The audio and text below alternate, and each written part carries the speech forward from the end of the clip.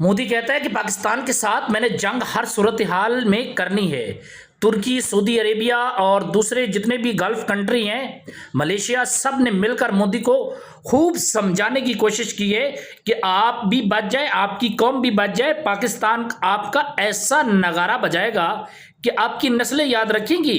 पाकिस्तान के खिलाफ कभी जंग मत लड़ो। ना आपकी फिजाइया बचेगी, ना आपकी नेवी बचेगी और ना ही आपकी कोई ज़मीन बचेगी 1 इंच। ये जो आप खंड भारत का ख्वाब देख रहे हैं ना, ये ज़मीनों बोस हो जाएगा अगर आपने पाकिस्तान के खिलाफ पंगा लिया। तो बेहतरी आपकी इसी में है कि आप अपने मुल्क में कोई ड्रामा ना रचाएं, आप अपनी हरकतों से बाज आ जाएं।